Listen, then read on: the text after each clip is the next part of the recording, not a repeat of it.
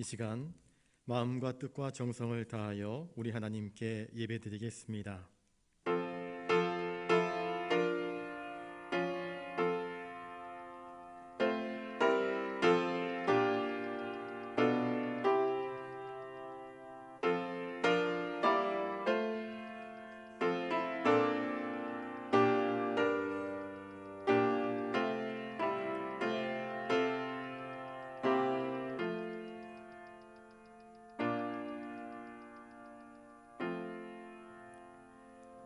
하나님이여, 주의 의가 또한 지극히 높으시니이다. 하나님이여, 주께서 큰 일을 행하셨사오니 누가 주와 같으리이까? 우리에게 여러 가지 심한 고난을 보이신 주께서 우리를 다시 살리시며 땅 깊은 곳에서 다시 이끌어 올리시리이다. 내가 주를 찬양할 때에 나의 입술이 기뻐 외치며 주께서 속량하신 내 영혼이 즐거워하리이다. 전능하신 아버지 하나님, 이 시간 수요기도회로 모여 우리를 구원하시고 우리에게 생명의 은혜를 허락하신 하나님께 엎드려 경배할 수 있도록 도와주시니 감사를 드립니다. 우리의 마음, 우리의 뜻, 우리의 정성 모든 것 다 바쳐 주님을 찬양하며 경배하기를 원하옵나이다. 이 시간 엎드린 주님의 거룩한 백성들에게 한량없으신 하나님의 은혜 그리고 복되신 말씀을 허락하여 주시옵소서. 이 예배를 통하여서 주님 홀로 영광받아 주시옵소서. 감사를 드리오며 존귀하신 예수님의 이름으로 기원하옵나이다. 아멘. 찬송가 336장 부르신 후에 정향광 권사님 기도하시겠습니다.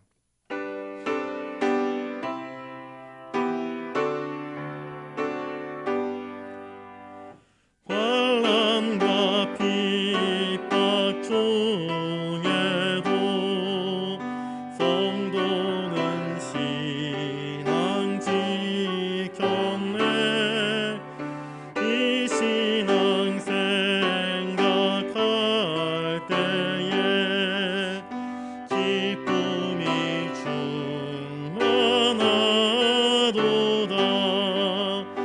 성도의 신앙 따라서 죽도록 충성하겠네.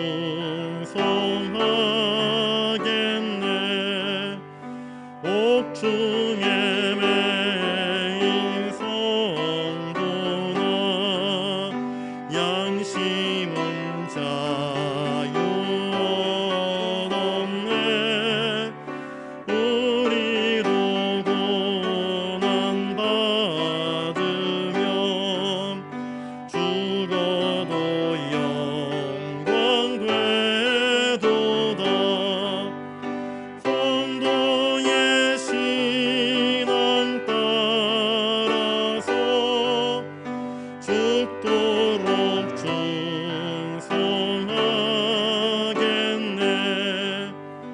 성도의 신앙 본받아 원수도 사랑하겠네.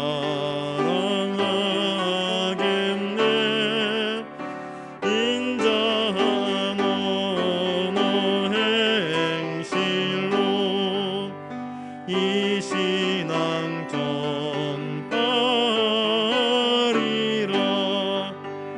성도의 신앙 따라서 죽도록 충성하겠네.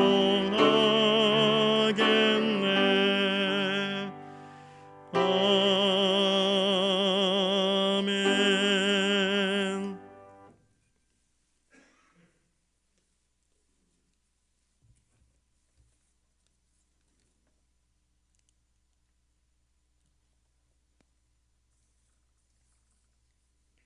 사랑과 은혜의 하나님 아버지, 구원의 언약을 통해 우리를 자녀 삼아 주시고 하나님 은혜 중에 살아가게 하심을 감사합니다. 지난 3일도 우리를 지켜 보호하여 주시고 수요 예배로 예배의 자리로 인도하여 주심에 감사합니다. 온전히 주님께만 영광 돌리는 예배되게 하여 주시옵소서. 하나님, 삶 가운데 우리의 나약함과 부족함으로 하나님 영광을 가리웠던 순간이 많았음을 고백합니다. 그럼에도 하나님은 우리를 시마다 때마다 은혜로 사랑으로 지켜주셨던 하나님의 손길을 기억합니다. 우리의 삶이 말씀으로, 기도로, 찬양으로 주님께 더 가까이 가게 하여 주시고 내 마음의 기쁨이 넘치는 주의 백성으로 살아가기를 원합니다. 우리 가운데 임하여 주시옵소서. 주님 바라보며 살아가게 하여 주시옵소서. 하나님, 지금 저희 교회는 교회의 일꾼을 세우는 항존직 선거가 이루어지고 있습니다. 하나님, 이 자리 위에 함께하여 주시고 주님의 뜻으로 귀한 이 일이 잘 이루어지게 소망하며 주님 지켜 인도하여 주시옵소서. 하나님 아버지, 우리 교회 학교 위에 축복으로 인도하여 주시옵소서.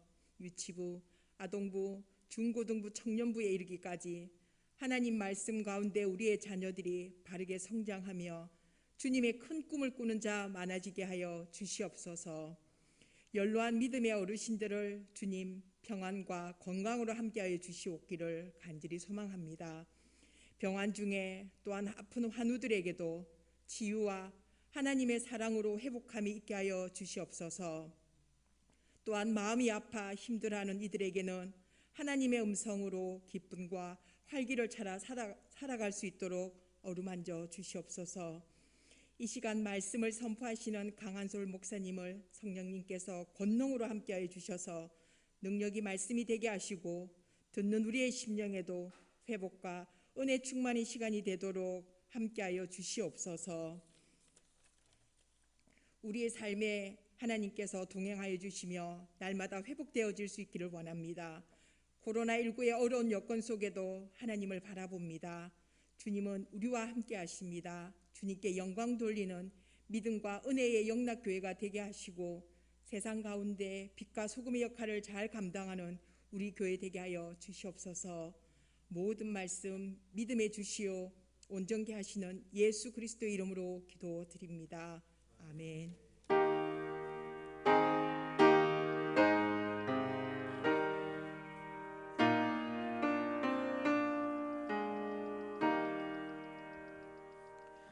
이 시간 하나님께서 우리에게 주시는 말씀은 요한복음 15장 20절부터 23절까지 말씀입니다. 신약 173면에 있습니다. 요한복음 15장 20절부터 23절까지 말씀입니다. 우리 한 목소리로 말씀을 같이 읽겠습니다. 내가 너희에게 종이 주인보다 더 크지 못하다 한 말을 기억하라.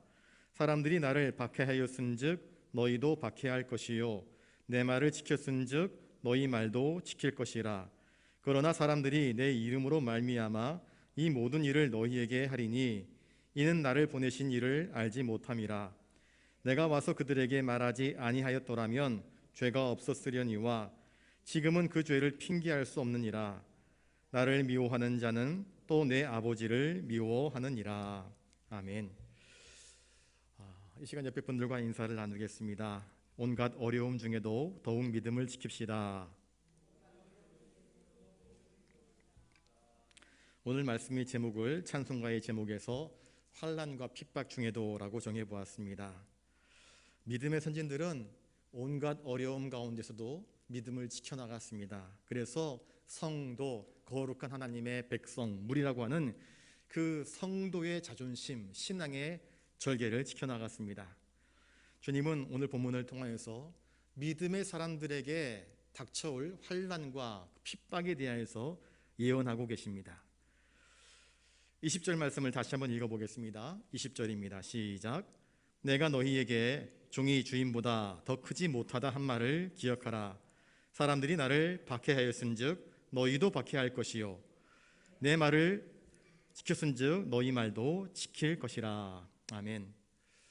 요한복음 13장 16절에서 주님은 제자들에게 이렇게 말씀하십니다. 내가 진실로 진실로 너희에게 이르노니 종이 주인보다 크지 못하고 보냄을 받은 자가 보낸 자보다 크지 못하니라. 종이 주인보다 크지 못하지요. 또 보냄을 받은 자는 보낸 자보다 크지 못합니다. 주님은 보내심을 입은 자입니다. 그래서 우리에게 찾아오신 하나님의 아들이십니다. 사도는 보내심을 받은 자, 그리스도의 보내심을 받아서 주님 대신 복음을 전파하는 자, 그래서 사도입니다. 주님께서 이 말씀을 하셨을 때에는 내가 너희들을 섬기는 것처럼 너희들도 서로 섬겨주는 그 봉사의 한 예로서 종이 주인보다 크지 못하다, 그렇게 말씀을 하셨습니다. 그런데 이 말씀을 또한 장차 그리스도를 믿는 제자들이 당하게 될 핍박, 그 박해의 상황에서도 똑같이 적용시키고 있습니다. 예수님이 이 세상에 오셔서 이 세상을 구원하시기 위해서 오셨는데, 이 백성을 사랑하셔서 이 백성을 섬기러 오셨는데, 세상 사람들은 주님의 그 진실한 의도를 알아차리지 못하고 주님을 손가락질하고 주님을 의심하고 주님을 넘어뜨릴 계략을 세우고 마침내 십자가에 못 박아 죽게 합니다. 주님은 아직 죽지 않았지만 자신이 앞날이 어떤지를 다 알고 계십니다. 그리고 제자들의 앞날을 걱정하십니다. 내가 세상 사람들에게 인정받지 못하고 저 예루살렘의 종교 지도자들, 바리새인 서기관들, 대제사장들이 나를 음미하고 나를 치려할 때에 나를 믿고 따르는 너희들에게도 똑같은 핍박과 어려움들이 있을 수 있다. 이것을 기억하라, 우리에게 말씀하고 있습니다. 세상이 진리이신 주님을 대적한 것처럼 그의 제자된 성도들도 세상이 가하는 핍박, 온갖 어려움들을 당할 수 있음을 잊어버리지 말아라. 이게 이상한 것이 아니라 말씀을 하고 있습니다. 여러분, 우리가 진실로 믿음으로 살아가게 될 때 백성들이 존경하면은요, 그건 감사한 일입니다. 그건 감사한 일입니다. 우리가 정직을 말하고 진리를 말하고 불의를 기뻐하지 않고 불의와 타협하지 않고 정말 세상에 빛된 삶을 살아가게 될 때에 세상이 그것을 인정하고 박수를 쳐주면 그건 정말 행복한 삶입니다. 그래서 그건 하나님께 감사할 일이고 영광 돌릴 일입니다. 그런데 우리가 세상을 향해서 진리를 선포하고 정직으로 빛을 들고 세상의 어두운 부분들을 비춰나갈 때 세상 어둠에 속한 사람들이 야, 그 불 꺼라, 우리를 저주하고 욕하며 나무라며 박해할 때에 그건 이상한 일이 아니라 그건 그럴 수 있는 일이다 라고 주님은 우리에게 예고하고 계십니다. 왜? 하나님의 진짜 아들이신 예수님께서 이 땅에 오셨을 때에 깜깜한 세상은 그 빛이신 주님을 받아들일 능력이 없었습니다. 그것을 수용할 만한 그릇이 되지 못했습니다. 그래서 주님을 거역하고 주님을 향해서 돌팔매질하지 않습니까? 주님을 십자가에 못 박지 않습니까? 그런데 우리는 종종 예수님, 하나님께 기도할 때 주님 너무합니다. 나 잘못한 거 없는데, 나 정직한 건데, 나 진실하게 살아가려고 몸부림치는데, 나 열심히 기도하는데, 나 봉사할 뿐인데, 나 순종할 뿐인데, 나 충성할 뿐인데 왜 세상은 나를 알아주지 않습니까? 세상이 도대체 왜 이러지요? 하며 하나님을 원망할 때가 종종 있습니다. 그때 이 말씀을 기억하라, 이것입니다. 주님은 내가 세상에서 핍박받았다, 내가 세상에서 고난당했다, 그러니 너희들도 나를 닮아서 정직으로 살고 진리로 살고 믿음으로 살고 하나님이 기뻐하시는 뜻대로 살아가려고 하면 세상이 너희들을 그냥 내버려 두지 않고 핍박할 것이다. 그러니 성도들은 세상에서 환영받는다라는 환상에 빠지지 말아라. 핍박하는 것이 오히려 정상적인 것이다 라고 말씀을 합니다. 세상 기준으로 사람들이 나를 박해했은즉 너희도 박해할 것이다. 예수님을 박해한 세상은 예수님을 꼭 빼어 닮은, 그래서 예수님처럼 말하고 예수님처럼 생각하고 예수님의 가치관을 가지고 인생을 살아가는 사람들에게 비슷한 박해를 할 것이라 말씀을 합니다. 그래서 주님의 제자된 자들은 박해당할 것을 염두에 두고 인생을 살아가야 함을 말하고 있습니다. 기독교의 역사를 한번 쭉 살펴보십시오. 기독교의 역사는요, 고난의 역사였습니다. 기독교의 역사는 순교의 역사였습니다. 피로 얼룩진 역사였습니다. 기독교가 들어가서 모진 고통을 당했습니다. 제주도 제 모교회 성안교회, 성안교회를 세우신 이기풍 목사님이요, 선교사로 오신 선교사님의 턱을 돌로 쳐버렸습니다. 술에 취해가지고 서양 귀신 붙은 서양 종교를 전하는 선교사님을 돌로 쳐버렸습니다. 죽은 줄 알았는데 죽지 않고 살아났습니다. 자기 이름 부르는데 두려웠습니다. 그리고 그 이기풍 목사님이 나중에 그 선교사님 밑에서 공부를 해가지고 평양신학교 최초의 7명의 목사 가운데 한 사람이 되었습니다. 그분이 제주도까지 오셔서 그 옛날 사도 바울이 교회를 핍박했던 것처럼 하나님 복음을 증거했던 선교사를 핍박했던 그 죄를 뉘우치면서 회개하면서 도서지역, 저 전라도 쪽부터 해가지고 모든 도서지역을 두루두루 돌아다니면서 수많은 교회들을 세웠습니다. 그 중에 한 교회가 바로 성안교회입니다. 정말 그 옛날에 배 타고 제주도까지 오려면은요 많은 어려움들이 있었습니다. 지금처럼 좋은 배가 아니라 돛담배였습니다. 도슬담배였습니다. 인력으로 가는 배였습니다. 그러니 그 옛날에 배를 타고 제주도로 온다 쉬운 일이 아니었고요. 오다가 풍랑을 만나서 죽기 일보 직전에 겨우겨우 구사일생으로 살아서 제주도에 도착을 해서 복음을 증거한 역사가 있습니다. 복음을 증거하는 것은 결코 쉬운 일이 아닙니다. 특별히 그리스도의 복음으로 무장하여서 진리로 정직으로 하나님이 기뻐하시는 뜻대로 살아가는 것은 결코 만만한 것이 아니었습니다. 그리스도인들은 세상 사람들에게 항상 이방인 취급을 당합니다. 뭐 저런 게 다 있어? 너만 잘났냐? 하며 무시하고 조롱합니다. 고린도전서 4장 11절 이하에 이런 말씀이 있습니다. 바로 이 시각까지 우리가 줄이고 목마르며 헐벗고 매맞으며 정처가 없고 또 수고하여 친히 손으로 일을 하며 모욕을 당한즉 축복하고 박해를 받은즉 참고 비방을 받은즉 권면하니 우리가 지금까지 세상의 더러운 것과 만물의 찌꺼기같이 되었도다. 사도 바울이 고린도 교회를 향하여서 쓴 편지입니다. 내가 복음을 증거할 때에 왕자처럼 대우받지 못했다. 오히려 쓰레기 취급당했다. 사람 취급을 해주지 않았습니다. 말을 섞어도 말을 들어주지 않습니다. 낯선 이방인 취급하였고 병자 취급하였고 미친 사람 취급하였다. 벌레 보듯하였다. 그러나 포기하지 않고 박해를 하고 인내하고 사랑을 베풀고 주님이 나에게 행하셨던 것처럼 사울아 사울아 어째 네가 나를 핍박하느냐 하시면서 주님이 사랑을 품고 그 가시면류관을 머리에 쓰시고 십자가에 못 박히시기까지 철저하게 내어주는 섬김으로 우리를 사랑하시는 것처럼 그렇게 사랑하는 모습을 보여줍니다. 지금은 기독교가 보편적인 종교로서 인정받고 있습니다. 그런데 이 시대에도 정말 기독교를 진실한 마음으로 헤아리고 기독교의 호의를 가진 이들은 드뭅니다. 인삼에 방긋방긋 인삼에 와도요 교회를 통해서 어떤 이득을 얻을 것인가에 관심을 가지는 것이 세상 사람들의 모습입니다. 세상은 가치관이 다릅니다. 우리와 전혀 다른 가치관을 가지고 있습니다. 그들의 가치관은 물질이 최우선입니다. 그리고 그 다음에 사람의 명예 이런 것들을 더 가치 있게 여깁니다. 하나님의 사랑 그들에게는 아무런 가치가 없는 것입니다. 그러니 그들은 우리가 하나님의 사랑을 이야기할 때 자기에게 이득이 되면 오냐오냐 하지만 조금이라도 손해가 되면 문을 단호하게 닫아버립니다. 세상은 사회적으로 정치적으로 문화적으로 경제적으로 도덕적으로 학문적으로 그 어떤 것에서도 하나님을 인정하지 않습니다. 하나님 뜻대로 행하지 않습니다. 그러니 믿음의 사람들은 하나님의 기준, 하나님의 가치관, 하나님이 말씀하시는 대로 순종하며 살아가야 하기 때문에 세상이 요구하는 가치관과 충돌이 될 때가 굉장히 많이 있습니다. 그러나 그럼에도 불구하고 믿음의 사람들은 세상의 가치관보다 더 높으신 하나님의 뜻, 주님께서 우리에게 말씀하시는 그 성령님의 인도하심을 쫓아서 인생을 살아가기 때문에 세상은 그것을 이해하지 못하고 우리를 핍박하고 조롱하고 무시할 때가 굉장히 많습니다. 만약 세상에서 환대받을 것을 기대하고 있는 성도가 있다고 한다면 그건 아직 어리석은 것입니다.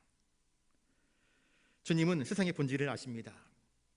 세상이 추구하는 바가 무엇인지를 아십니다. 그래서 제자들에게 그리고 자기 자신의 삶에 대하여서 예수님이 제자들이 주님 왜 자꾸 죽으려 하십니까?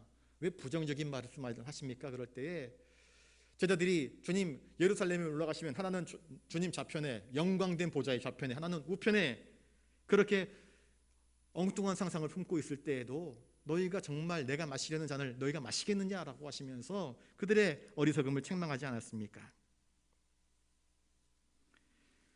그리스도인으로 우리가 세상에서 박해를 받는 것을 의아해하지 말고 이것이 어쩌면 그리스도께서 당하신 그 고난을 내 몸에 그 남은 고난을 내 몸에 채워넣는 거룩함에 나아가는 길이라 인정하시면서 그것을 오히려 감사할 줄 아는 승화된 믿음을 가진 저와 여러분들 되시기를 바랍니다. 내 안에서 그리스도인의 향기가 나타날 수 있게 하심에 대하여서 감사할 수 있기를 바랍니다. 주님은 이 세상에 오셔서 많은 사람들에게 사랑을 부으셨습니다.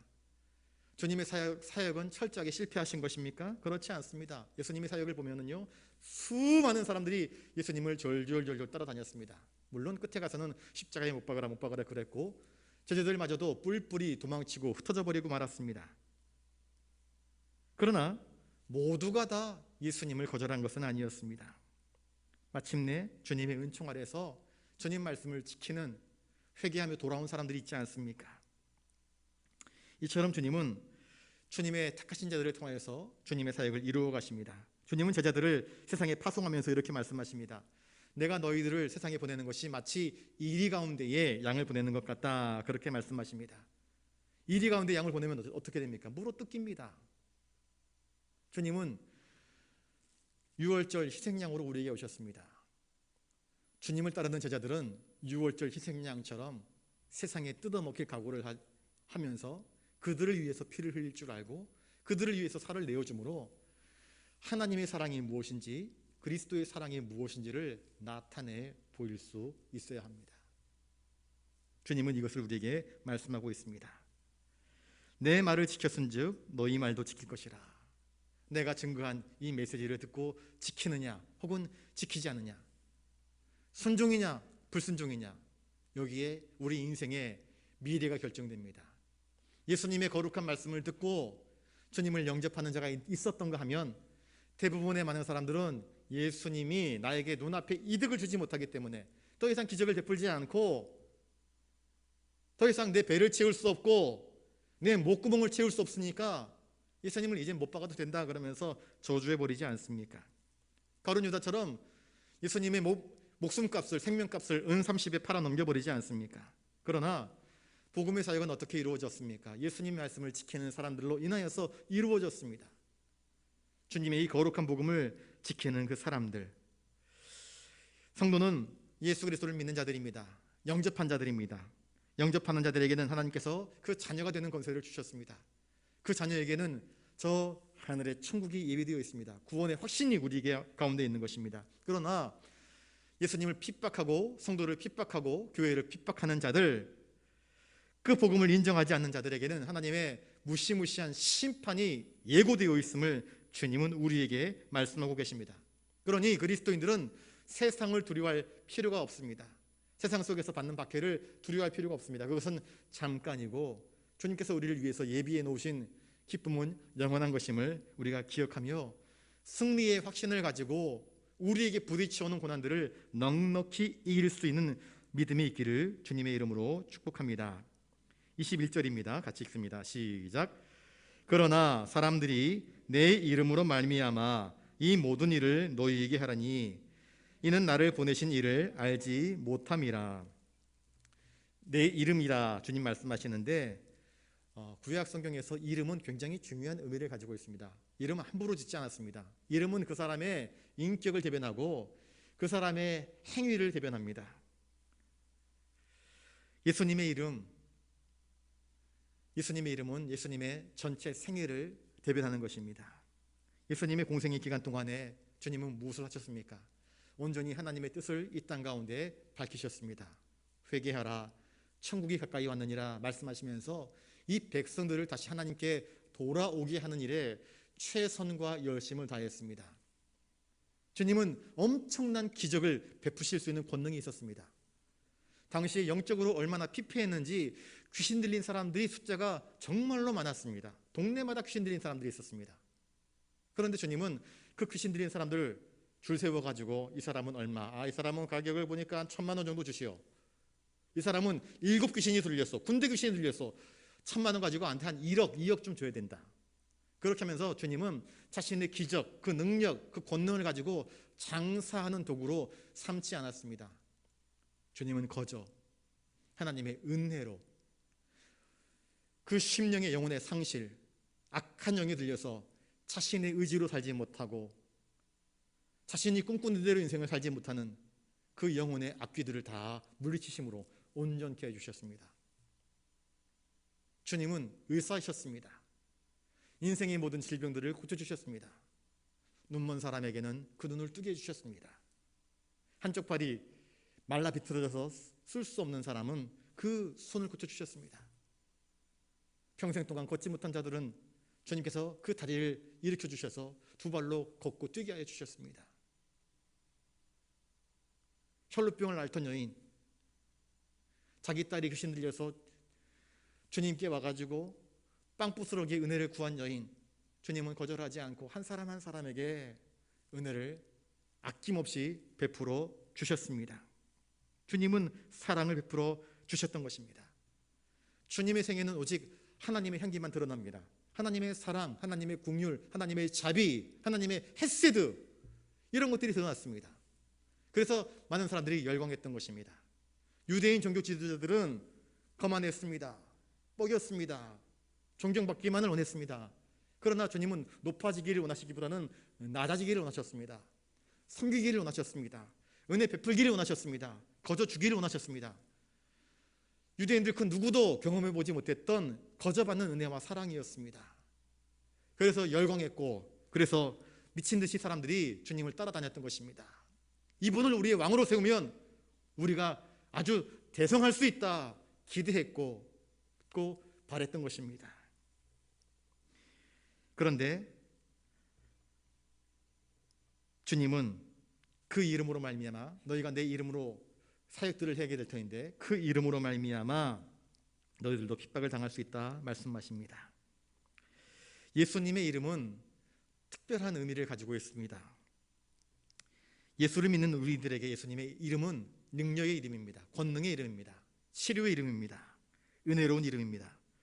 사도행전 5장에 보시면 5장 41절에 사도들은 그 이름을 위하여 능력받는 일에 합당한 자로 여기심을 기뻐하면서 공의 앞을 떠나가니라, 그렇게 말씀을 하고 있는데, 베드로와 요한이 성전 미문 앞으로 지나갈 때에 나면서부터 안전뱅이 된 사람이 구걸합니다.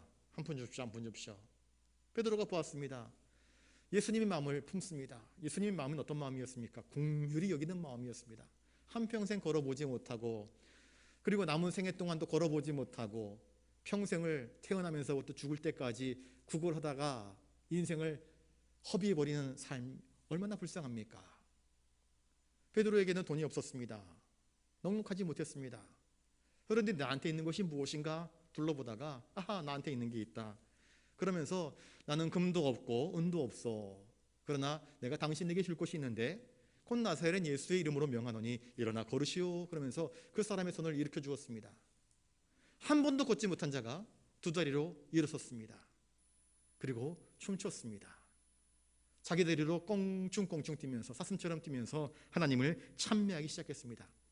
모든 사람들이 이건 기적이다, 하나님의 기적이다 그러면서 찬양했습니다. 그 소식을 유대인 관원들이 들었습니다. 그래서 사도 베드로를 끌고 와가지고 옥에 가둬놓고는 매를 때리고 다음날 너 예수 이름에 옛자도 꺼내지 말라 협박했습니다. 그런데 사도들은 그 이름을 위하여 예수의 이름 때문에 능력받는 것을 오히려 합당한 것으로 여겼고 그것을 기뻐했다 이야기를 합니다. 내가 너희들의 말 듣는 것이 옳으냐, 나의 영혼과 육체를 능히 멸할 수 있는 하나님의 말을 듣는 것이 옳으냐 그러면서 오히려 자기를 협박하고 자기를 박해하는 자들을 향하여서 진리를 선포해버립니다. 나는 하나님을 경외한다 그러면서 우리의 예수 그리스도의 복음을 전하는 것을 멈추지 않을 것이라 오히려 당당하게 외쳐버립니다. 베드로전서 4장 14절 말씀에 너희가 그리스도의 이름으로 치욕을 당하면 복 있는 자로다. 영광의 영 곧 하나님의 영이 너희 위에 계심이라. 그리스도를 위하여서 고난받는 것을 부끄러워하지 말래요. 그것이 오히려 영광이 된다 말씀하고 있습니다. 그리스도를 위하여 받는 고난. 그래서 사도 바울도 내가 그리스도의 남은 고난을 내 몸에 채우는 것을 영광의 면류관처럼 영광의 훈장처럼 여긴다 그렇게 고백하지 않습니까? 내가 그리스도의 이름을 망가뜨리고 그리스도의 복음을 회방하고 그리스도의 교회를 핍박하던 자였는데 이제 뉘우쳐서 180도 인생을 전환하여서 예수 그리스도의 사람 되어서 복음을 증거하는 일을 감당해 나갈 때에 그 옛날의 죄를 회개하면서 그가 매도 많이 맞고 굶주리고 옥에 갇히고 온갖 구설수에 시달리고 핍박당했지만 그걸 개의치 않았던 것은 그리스도의 남은 고난이 나에게는 영광스러운 면류관이라 생각했기 때문입니다. 예수의 이름은 얼마나 큰 일을 행합니까? 베드로가 나면서부터 안전뱅이 된 자를 예수의 이름으로 이렇게 세웠던 것처럼 사탄은 예수의 이름을 가장 미워합니다. 예수의 이름을 가장 두려워합니다. 그래서 귀신들이 예수님이 오시는 것을 보면서 벌벌 떨지 않습니까? 요한복음 15장 16절에 주님은 우리에게 이렇게 말씀하십니다. 내 이름으로 아버지께 무엇을 구하든지 다 받게 하려 함이니라. 내 이름으로 아버지께 구하라 말씀하십니다. 예수 그리스도의 이름의 능력은 그만큼 확실하며 우리에게 보증이 됩니다. 예수 그리스도의 이름으로 기도하라 이야기합니다. 어려운 일 있을 때, 막힌 일 있을 때, 너희를 핍박하는 일이 있을 때, 곤란한 일이 있을 때 그저 기죽지 말고 꼬리 내리지 말고 도망치지 말고 예수 그리스도 내 이름을 팔아서 하나님 아버지께 기도해라, 간구해라. 하나님께 정정당당하게 도움을 구하라. 내 이름을 내가 너희들에게 준다. 내 이름으로 아버지께 구하면 아버지께서 응답하신다.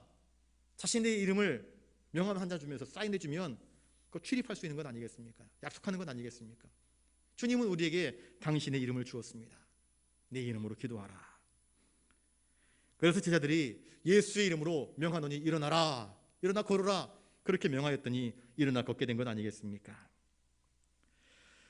이는 나를 보내신 이를 알지 못함이라. 세상 사람들은 예수님을 알지 못했습니다. 그래서 그를 핍박했습니다. 예수님을 알지 못하는 것은 결국 하나님을 알지 못하는 것이었습니다. 그들은 하나님을 안다 생각했습니다. 그러나 하나님을 진짜 아는 것이 아니었습니다. 겉모습만 알았습니다. 껍데기만 알았습니다. 하나님의 중심, 그 구원의 계획, 그 놀라운 긍휼과 사랑을 알지 못했습니다. 하나님의 구원 방식을 도무지 이해하지 못하였습니다. 자신들이 만들어낸, 조작해낸 이상적인 영광의 왕 다윗의 모습으로 와서, 제왕의 모습으로 와서 이스라엘을 회복시킬 그 영광의 모습만을 상상해 놓았습니다.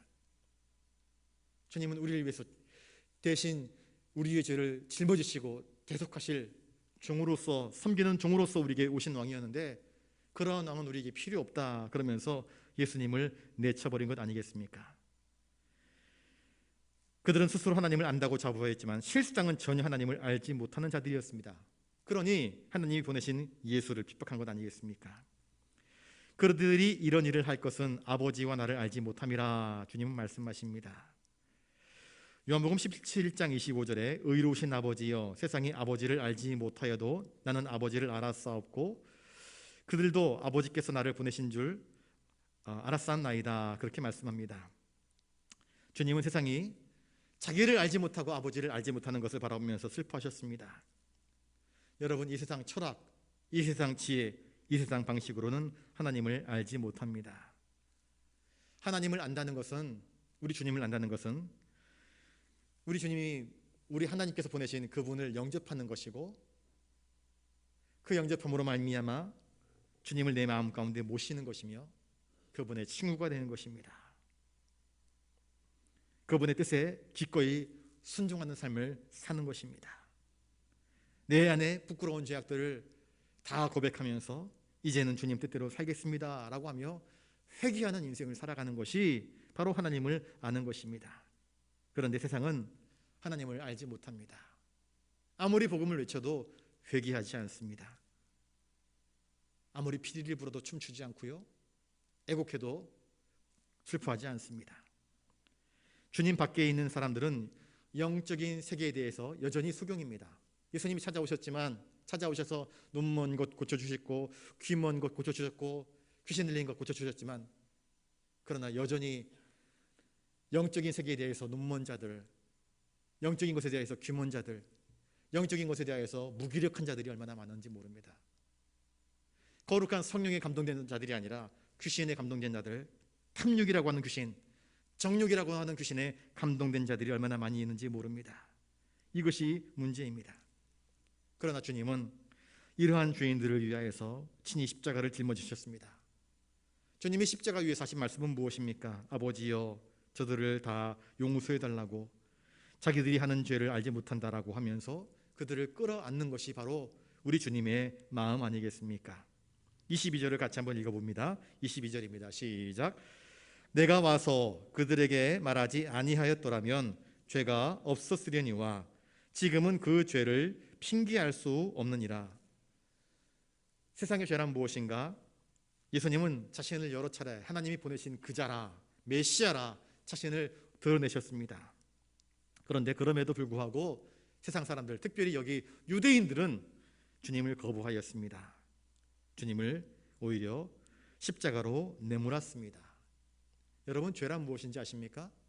죄란 도덕적으로, 양심적으로 무언가 결격 사유가 있고 부정하냐, 이걸 따지기 전에 죄란 무엇인가? 하나님이 보내신 자, 우리를 구원하시기 위해서 하나님께서 친히 보내신 자 예수 그리스도를 믿지 않는 게 죄입니다. 여러분, 불신이 죄입니다. 하나님은 우리를 사랑하십니다. 너무나 사랑하십니다. 우리를 구원하시기 위해서 당신의 독생자를 내어놓으셨습니다. 내가 예수를 통하여서 너희들의 죄를 용서해 줄게 하나님이 보여주셨습니다. 예수를 통하여서. 그런데 보내신 예수 그리스도를 받아들이지 않는 것, 믿지 않는 것, 애깨깨깨 우린 그런 초라한 왕 필요 없어 하며 주님을 영접하지 않는 것, 믿지 않는 것, 이게 죄입니다. 하나님이 보내신 자, 우리의 구세주 예수 그리스도를 믿지 않는 게 가장 큰 죄입니다. 여기에서 모든 것이 결정되는 것입니다. 주님은 이 세상에 빛으로 오셨습니다. 주님은 빛이십니다. 빛으로 오신 주님은 이 세상의 모든 흉악한 죄악, 그 어둠의 세계를 비추십니다. 빛으로 환하게 비추셨습니다. 예수님께서 그들의 죄를 지적해 주지 않았다고 한다면 그들의 죄가 없었겠습니까? 예수님께서 이 땅에 오셔서 회개하라, 천국이 가까이 왔느니라 복음을 전파하지 않았다고 한다면 세상은 죄에 대해서 자각하지 못했을 것입니다. 그러나 주님이 이미 오셨습니다. 복음을 선포하셨습니다. 빛으로 오셔서 우리의 죄를 밝혀주십니다. 그럼에도 불구하고 복음으로 오신 그 주님을 영접하지 아니하고 거부하고 오히려 십자가에 못 박은 그 죄, 더 이상 변명할 수 없는 흉악한 죄임을 주님은 우리에게 말씀하고 있습니다.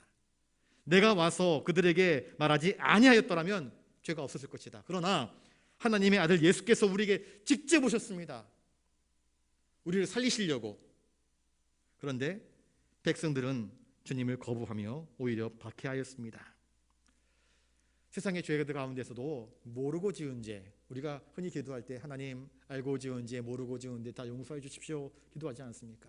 모르고 지은 죄도 있습니다. 자기가 의식하지 못하는 사이에 벌어지는 일들이 있을 수 있습니다. 실수하는 일들 있지 않습니까? 인생 중에서 실수하지 않는 인생이 어디 있습니까? 나는 그런 의미로 하지 않았는데 상대방은 다른 의미로 받아들이는 일들이 벌어질 수 있습니다. 이것은 의도적인 죄가 아니라 진짜 의도치 않게 발생하는 상황들입니다.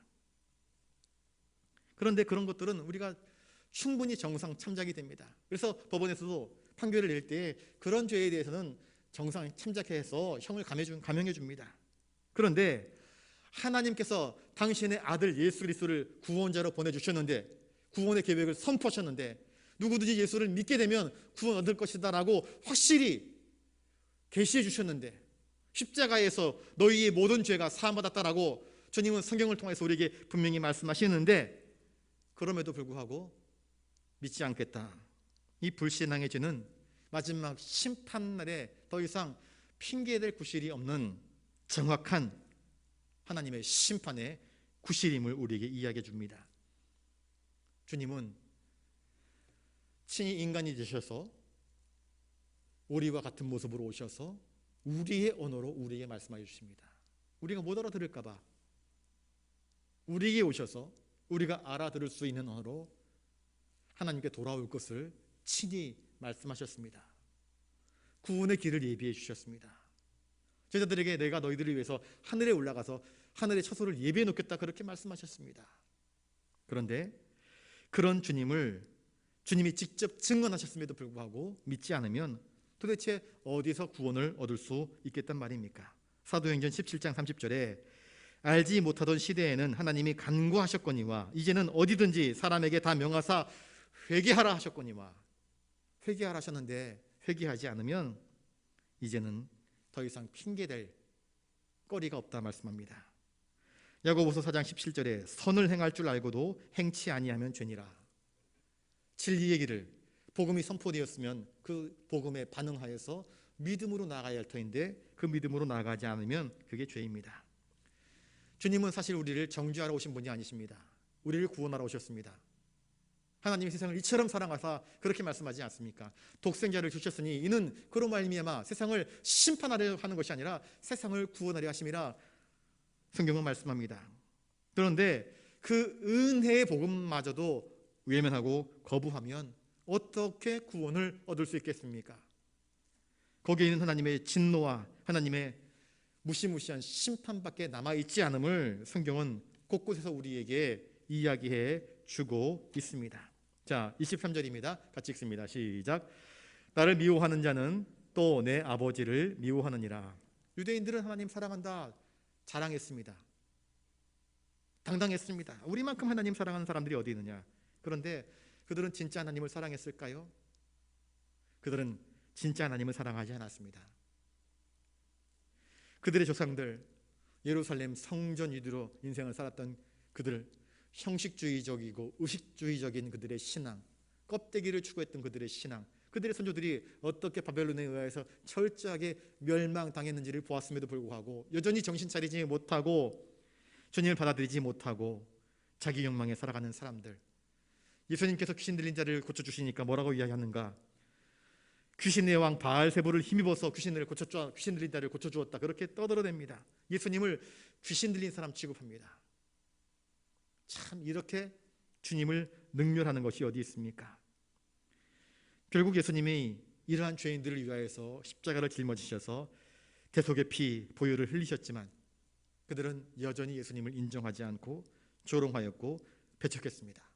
이것은 결국 그들은 주님을 사랑하지 않음을 나타내는 것입니다. 오늘날도 세상은 사랑을 이야기하지만 진짜 사랑인 십자가의 사랑을 어리석은 것으로 여깁니다. 그런 게 어디 있냐? 그건 미친 사랑이다 이야기합니다. 손해보는 사랑이다 이야기합니다. 세상은 진리를 외칩니다. 대학가마다 진리를 추구한다 그렇게 외치지만 진짜 하나님의 진리, 구속의 진리는 인정하지 않습니다. 세상은 다 소망을 이야기합니다. 그러나 영생의 소망에 대해서는 그 누구도 떠들지 않습니다. 세상 사람들은 구분을 이야기합니다. 그러나 하나님의 은혜는 받아들이지 않습니다. 이것이 오늘날 세상의 모습입니다. 예수님을 안 믿으면서 하나님을 공경한다? 그건 다 거짓말이다. 주님은 우리에게 말씀하고 있습니다. 주님은 내가 세상에서 박해를 받은 것처럼 믿음의 사람들이 또 교회가 박해를 받을 것임을 이야기하고 있습니다. 역사적으로 로마 제국 안에서 기독교는 온갖 형태의 우상 숭배를 거절하였습니다.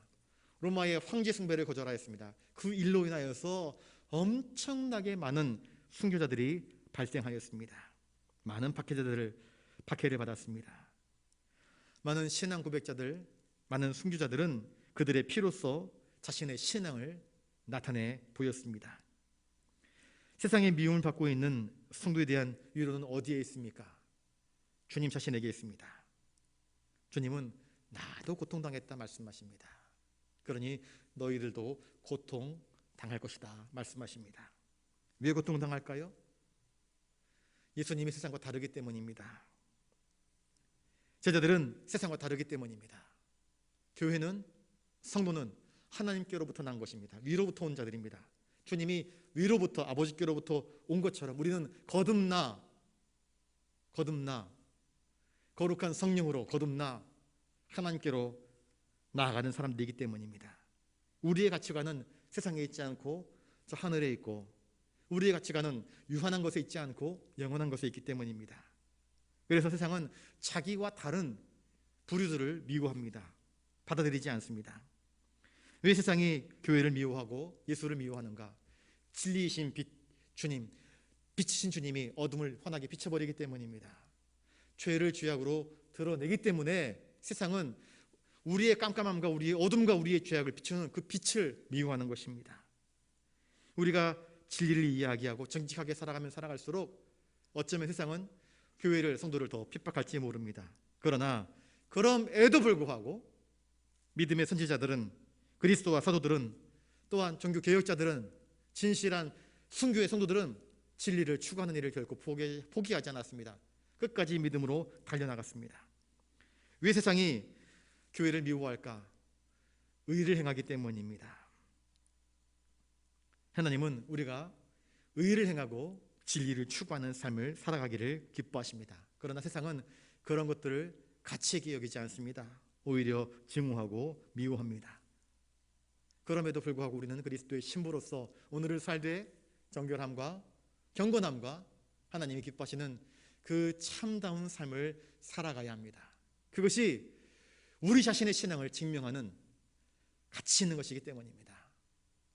어려운 시대입니다. 코로나19가 거의 2년 동안 이어지면서 많은 신앙인들이 정말 뚝뚝 떨어져 나갔습니다. 여러분, 어려운 때에 진짜가 드러나는 것입니다. 고난의 때에 진짜 신앙이 드러나는 것입니다. 여러분들의 신앙이 진짜 신앙으로 아름답게 연단되어지고 다듬어져서 주님이 쓰실 수 있는 아름다운 일꾼들로 세워지기를 주님의 이름으로 축복합니다.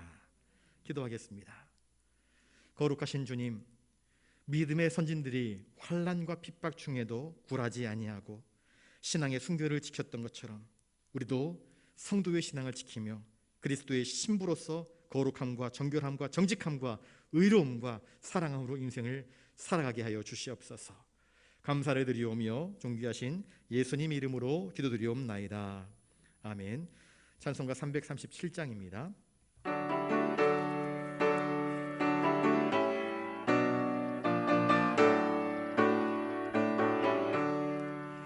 내 모든 신은 무거운 짐을 주 예수 앞에 아뢰이며 근심에 쌓인 날 돌아보사 내 근심 모두 맡으시네.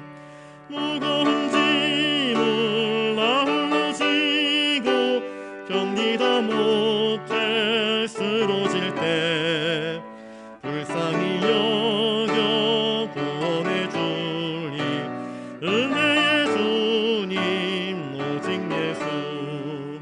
내 모든 괴로움 닥치는 환난 주 예수 앞에 아뢰이며 주께서 친히 날 구해 주사 넓으신 사랑 베푸시네. 무거운 짐을 나 홀로 지고 견디다 못해 쓰러질 때 불쌍히 여겨 구원해 주니 은혜의 주님 오직 예수.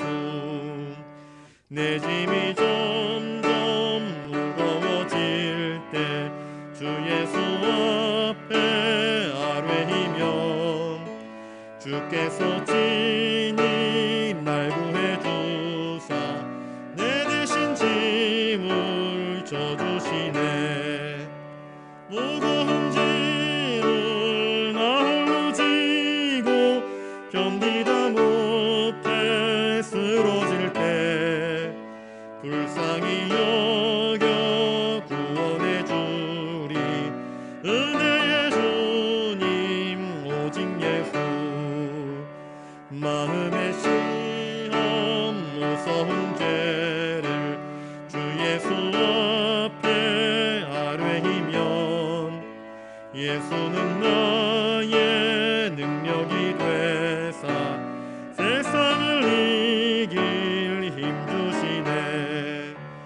무거운 짐을 나 홀로 지고 견디다 못해 쓰러질 때 불쌍히 여겨 구원해 주니 은혜의 주님 오직 예수. 이 시간 기도할 때에 주님, 우리도 이 어려운 지경 가운데에서 우리의 신앙의 순결을 잘 지키고 또 믿음의 선진들처럼 진리의 말씀 가운데로 또 거룩함과 정직함으로 또 사랑하며 인생을 살아갈 수 있도록 은혜를 베풀어달라고 기도해 주시기 바랍니다. 항준지 선거를 위해서 기도해 주시기 바랍니다.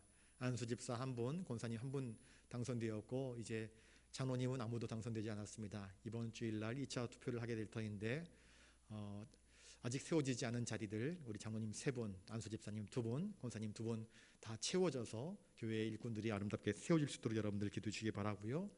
또 환절기가 되면서 아프신 분들이 많습니다. 우리 아프신 환자분들을 위해서 기도해 주시고 교회의 다음 세대를 위해서 기도해 주시기 바랍니다. 나라와 민족을 위해서 기도해 주십시오. 우리 이제 내년 3월에 대선이 있는데 지금 대선 후보들이 이제 각축을 벌이고 있습니다. 우리가 정말 다음 또 5년을 바라보면서 대통령 선거를 해야 되는데 충분히 기도하시면서 정말 이 나라가 바로 설 수 있는 그런 사람을 여러분들이 세울 수 있도록 그렇게 기도에 협력해 주시기 바랍니다. 또 한국 교회를 위해서도 기도해 주시기 바랍니다. 한국 교회가 그리고 세계 교회를 위해서 기도해 주시기 바랍니다. 우리 선교사님들 선교의 현장을 위해서 기도해 주시고 또 여러분들 가지고 나오신 개인적인 기도의 제목을 놓고 우리 이 시간 함께 기도하는 시간 갖도록 하겠습니다. 기도하겠습니다. 거룩하신 아버지 하나님, 오늘 말씀을 통하여서 우리가 환난과 핍박 중에도 신앙의 순결함을 지켜나갈 수 있도록 은총을 허락하여 주시옵소서. 예수께서 진리로, 빛으로, 사랑으로, 섬김으로 자신의 살과 피를 다 내어주시면서 살아갈 때에 오히려 예수님을 조롱하고 예수님을 핍박하고 예수님을 십자가에 못 박는 말도 안 되는 안타까운 상황이 발생하였던 것처럼 우리가 예수님을 닮은 삶을 살아갈 때에 진실을 이야기하고 믿음을 지키며 거룩함으로 승부를 하고 정직함의 인생을 살아갈 때에 때로는 억울함 당하고 때로는 속상하고 때로는 눈물이 나고 때로는 외롭고 때로는 박해를 받는 상황이 발생을 할 것입니다. 그러나 그럴지라도 우리의 신앙을 결코 포기하지 아니하고 주님이 기뻐하시는 그리스도의 신부로서 최선을 다해서 거룩함과 정결함과 진리로 살아갈 수 있도록 도와주시옵소서.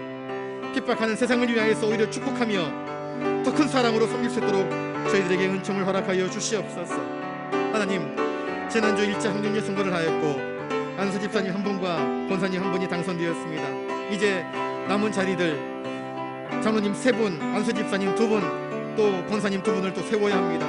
주님, 이번 2차 선거를 통해서 교회에 필요한 일꾼들이 다 세워질 수 있도록 은총을 허락하여 주시옵소서. 우리 성도들이 한마음 되어서 교회 일꾼들을 세우게 하여 주시옵시고 또 세워진 일꾼들을 바라보면서 비록 부족함이 있고 연약함이 있지만 축복하면서 기도하면서 아름다운 일꾼으로 세워나갈 수 있는, 그래서 합력하여 손을 이룰 수 있는 우리 부산영락교회가 되게 하여 주시옵소서. 날씨가 추워지면서 환절기가 되고 또 아프신 환자분들이 늘어나고 있습니다. 병상에 누워 계신 환자분들 계십니다. 한 사람 한 사람 어루만져 주시옵소서. 병약한 모든 부분들을 어루만져 주시옵시고 주님 치료하여 주시옵소서. 우리 교회, 학교, 유치부, 아동부, 중고등부 청년들을 기억하여 주시옵소서. 하나님, 우리의 다음 세대들이 점점 위축되고 줄어들고 있습니다. 우리 2030 세대들이 정말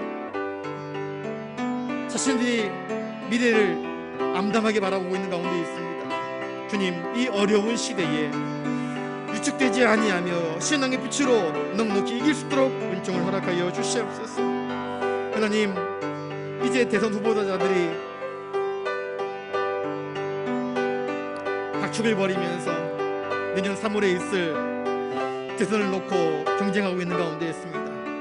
백성들이 이 일을 초미의 관심사로 바라보면서 걱정하기도 하고 또 기도하기도 하고 있습니다. 주님, 사람이 마음으로 그 길을 계획할지라도 길을 인도하시는 분이 여호와이심을 저희들이 믿습니다. 주님, 이 나라 이 백성 가운데 가장 합당한 사람을 대통령으로 세워주시옵소서. 하나님, 우리 정치 지도자들 정말 백성들을 위하고 나라를 위하고 바르게 나라를 이끌어갈 수 있도록 주님 도와주시옵소서. 백성들이 바라보고 있음을 기억하게 해주시옵소서.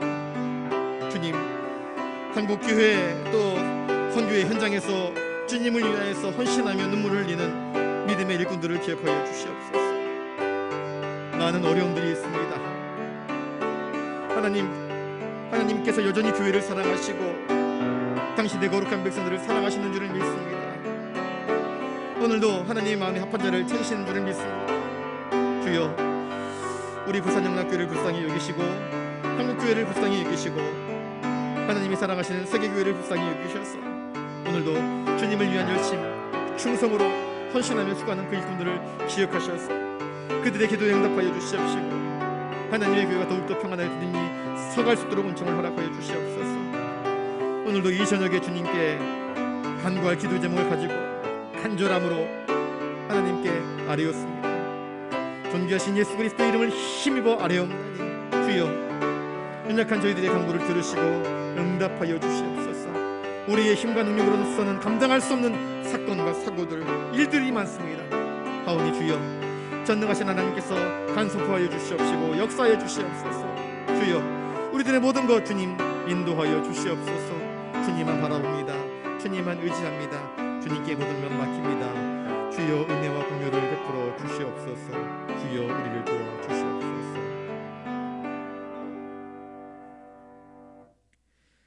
주님, 코로나19로 인하여서 어지러운 두 해를 보냈습니다.